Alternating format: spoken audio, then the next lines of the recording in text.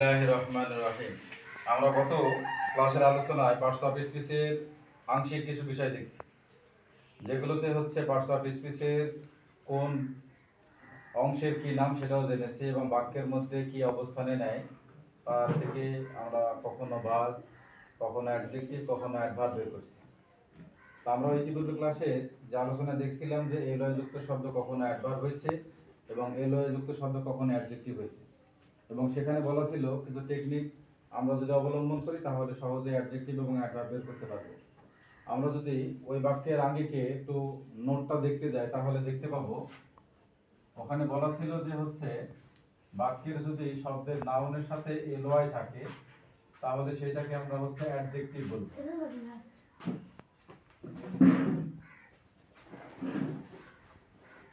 এবং বাক্যের শব্দটি যদি হচ্ছে অ্যাডজেক্টিভ হয় এবং তার সাথে যদি এলওয়াই থাকে তাহলে তাকে আমরা অবশ্যই অ্যাডভার্ব বলবো।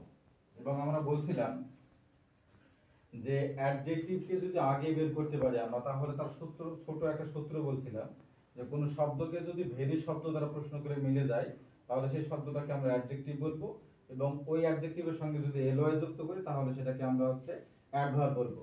আমরা যদি সূত্র মিলাতে যাই তাহলে দেখতে পাবো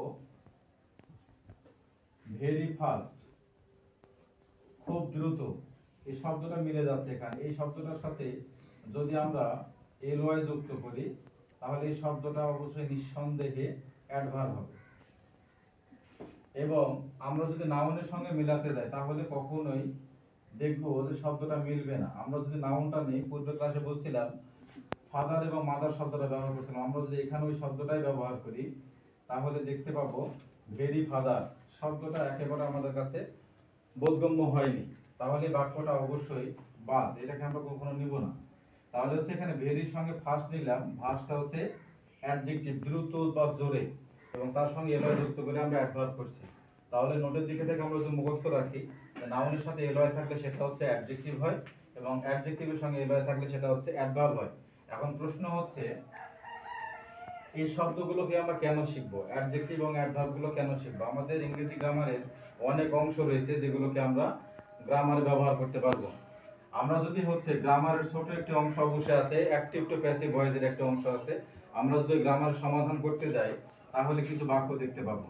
আমরা যদি বলি উই স এ বার্ড, আমরা একটু পাখি দেখি, তাহলে আমরা দেখতে পাবো বাক্যের উইটা হচ্ছে সাবজেক্ট, সটা হচ্ছে ভার্ব এবং এ বার্ড হচ্ছে অবজেক্ট। তার কারণ হচ্ছে এই ভার্বকে যদি আমরা হোয়াট এবং হচ্ছে হোম এই দুইটা শব্দ দ্বারা প্রশ্ন করি তাহলে অবশ্যই আমরা হচ্ছে অবজেক্ট পাবো। প্রশ্ন হচ্ছে আমরা কি দেখি, তাহলে বলতে পারবো আমরা হচ্ছে পাখি দেখি। আমরা কাকে দেখি, তাহলে তাও বলতে পারবো যে হচ্ছে পাখিকে দেখি।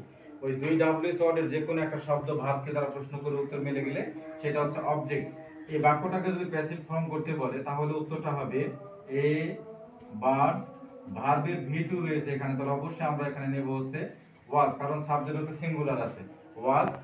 সয়ের ভি থ্রি হচ্ছে সিন, তারপরে নিব হচ্ছে প্রিপজিশন বাই এবং উই এর অবজেক্ট হচ্ছে আস।